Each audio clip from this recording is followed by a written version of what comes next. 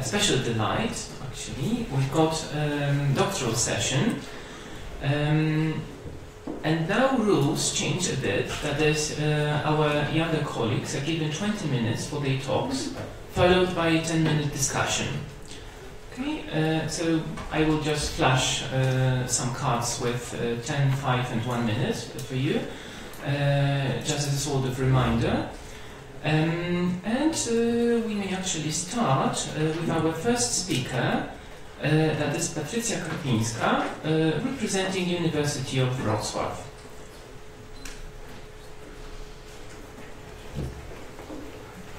The floor is yours.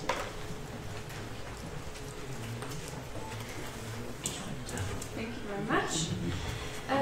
Today I would like to talk a little bit about the sociology of translation. And perhaps I will start with stating the obvious. I hope that no one will feel offended by this. However, I believe that this is a necessary background at the beginning for the further part of this presentation. Translation studies is a very young discipline, and according to Edwin Gensler, the beginnings of the translation studies as the academic discipline in Europe can be traced only back to the 70s and 80s. And before that, the translation studies, they were not part of the academic course, and they were not treated respectfully by the other academic fields. Perhaps one of the very first signs of the change was the Anton Popovich's article, The Nature of Translation, published in 1968, and then James Holmes's The Name and Nature of Translation in 1972. And the real landmark, the breakthrough, was the conference held in Belgium in 1976, during which Ivan Zohar presented his paper entitled The Position of Translated Literature in the Literal Policy System, which is now one of the most recognized theories within the translation studies, even though so much time has passed. From the historical point of view, the development of translation studies is characterized by the exploration of its interdisciplinary connections.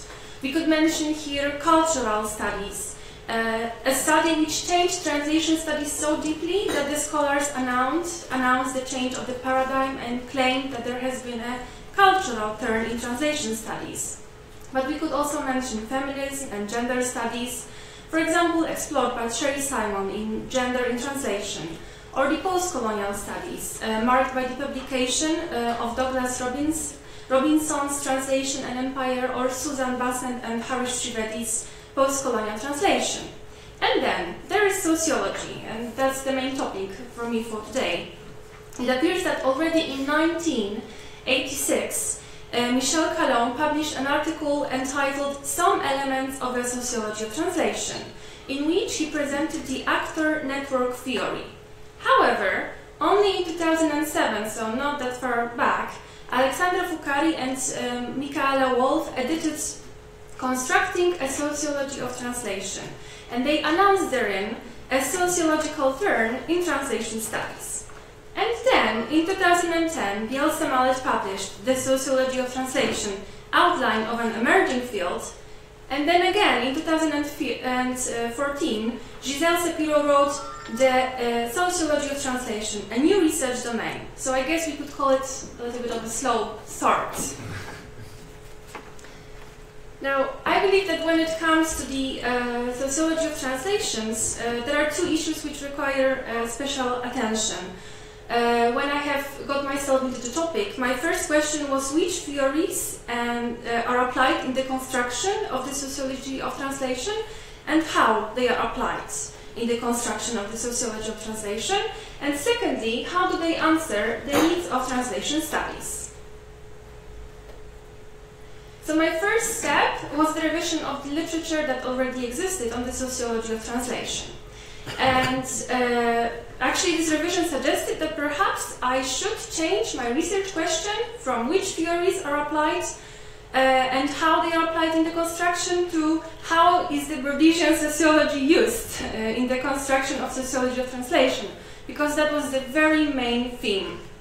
Here I have enlisted three theories that I have encountered, For example, there is a model of international system of translation presented by Heilbronn and Sapiro. And this model, it is reminiscent of a global language system proposed by Abraham Swan, or even Zohar's polysystem theory in a sense. The authors analyzed the translational market in the context of exchanging goods, building cultural capital, and constructing and sustaining relations of power relations. They focus on the key factors that shape the translational market, and they relate the processes that are taking place therein with the hegemony of the English-speaking world and the hyper-central position of the English language. And in doing so, they refer to the Pierre Bourdieu's theory of the field. Another theory, this is Andrew Chesterman. Perhaps it's not theory that much, it was more a manifest written by Andrew Chesterman, who focused on the notion of the habitus. And that is another term coined by Pierre Bourdieu. Andrew Chesterman believes that habitus could be a bridge concept. So the scholar claims that the notion of the habitus provides wide theoretical framework which would allow us to reanalyze and to combine perspectives which function within the translation studies but which function so far separately. And he introduces even a clear division into cognitive, linguistic, cultural and social level of the habitus to prove that both the social and the personal elements are included in this analysis. And there is also theory, for example, by Eric Prunch, who also focuses on the translator's habitus, and he claims that, that most translators have the habitus of the pariah. So their work is not respected, they are little paid, very often they are not protected by any law, or the law is unclear and it's not on their side. They work in the shadows. For me, it was very reminiscent of the Venuti's translator's invisibility. So to be honest, after the lecture of the numerous theories belonging to the sociology of translation, I felt that they did not provide me much information on the sociological theories that they have used in their construction. The terms such as habitus and field, they were not clearly explained, though they were commonly and widely applied. And on the other hand, those theories reminded me of the other well-known theories which already appeared in the translation studies. They belong to the cultural turn. For example, the polysystem theory, the rewriting theory, the translator's invisibility by Lawrence Venuti. So I have decided to take another step, and I have decided to go back to the source. So I have decided to investigate what Pierre Bourdieu has written himself. And the very first thing that I have learned about Bourdieu is that he is known for being quite controversial and for being an advocate of overcoming various dichotomies present in sciences, especially in the social sciences and in the humanities. Overcoming dichotomies such as subjectivity, objectivity, micro-perspective and micro-perspective. And these dichotomies are in a certain degree also present in translation studies and other dichotomies as well.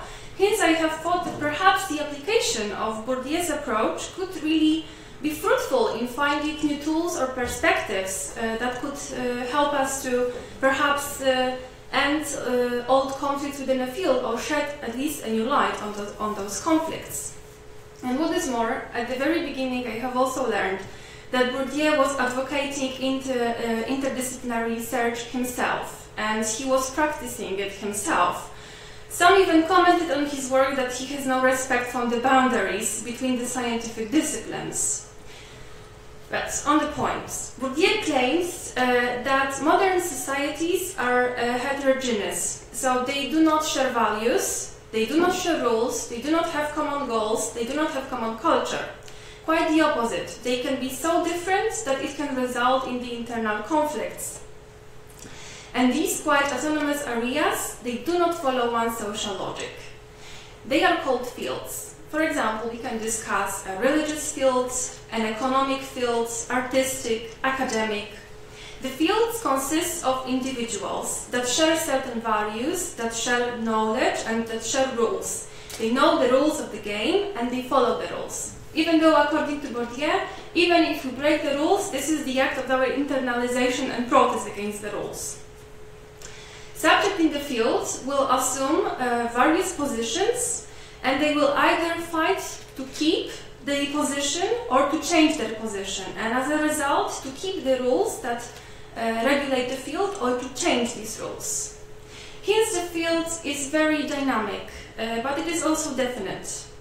Bourdieu claims that there is a similarity that we could use a metaphor of the battlefield, because the participants fight with each other to gain complete control, and this control, this power is given through possessing the capital. Capital is different in every field. For example, Bourdieu said that in the artistic field, the most important one is the cultural authority. In this academic field, the most important one was the scientific authority. And to have the power over the hierarchy, over the rules, over the field, is to have the capital, is to have the power over the exchange, over the different forms of authority.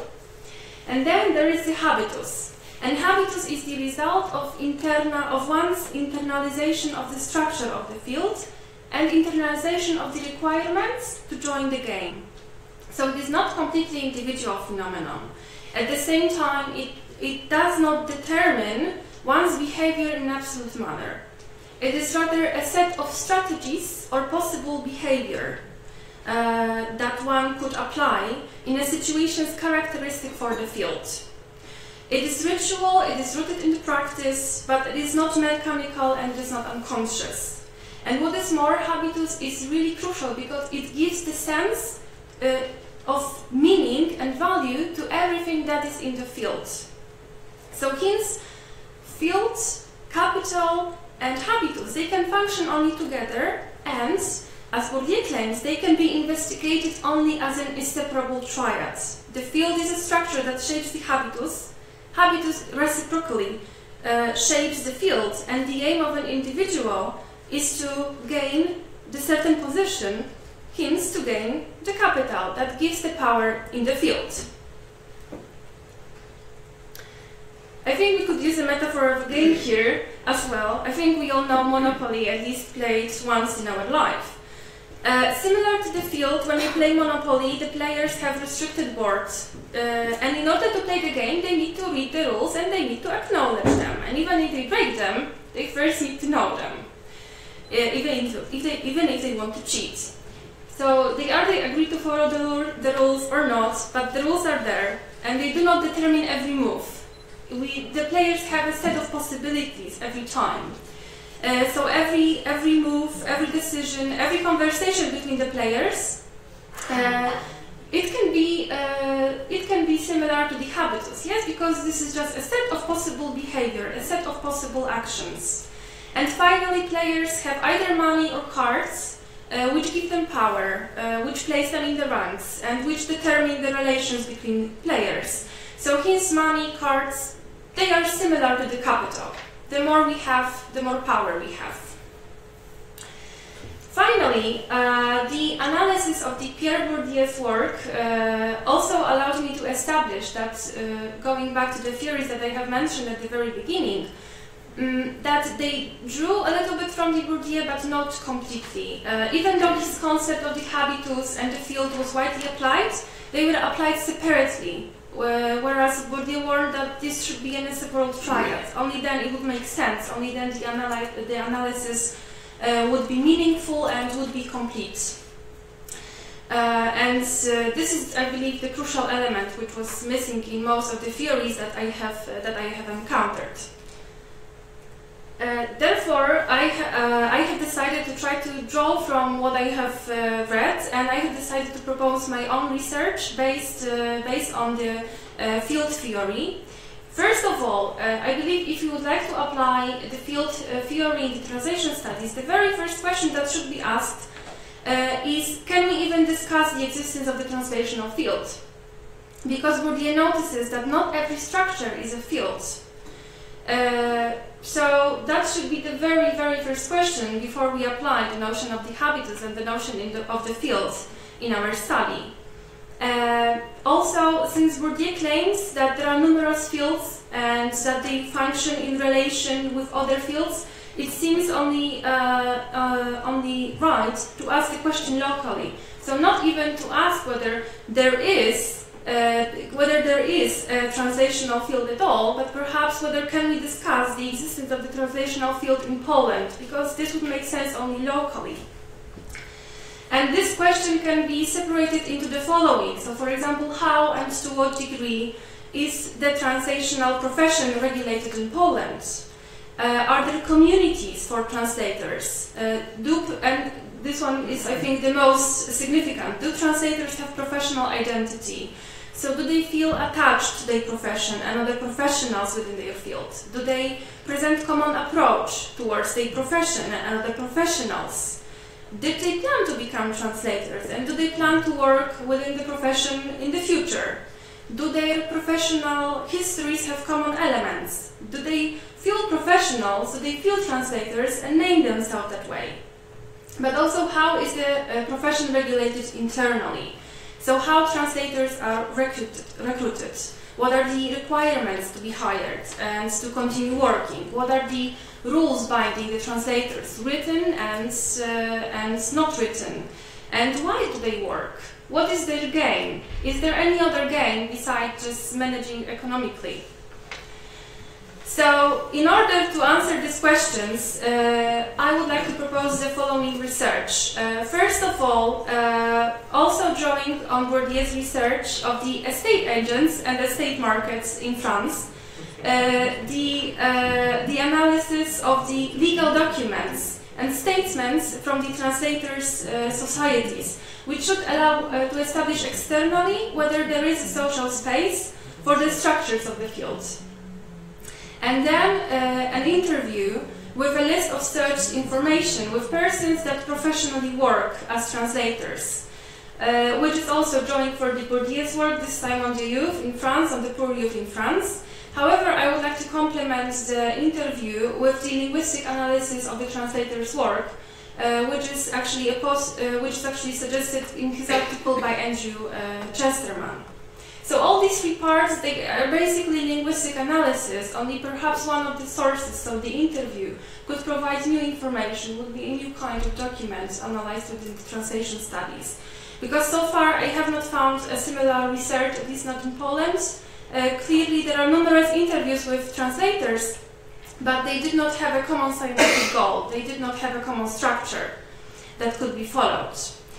The analysis of legal regulations and the presence of the professional identity should help us establish whether the field and has the internal structure and whether there are rules, and whether there is a habitus, so the common behavior that all professionals share towards the clients, towards the professionals, towards the commissions, if there of course is a common behavior. And if there is, as Wolf and Chesterman claim, the decryption of the field, the rules that rule, should allow us to examine the translators, their behavior on the market, but also the product of their work, the translation, from a very new perspective. So could perhaps help us to deepen our understanding of the translational processes. Thank you very much.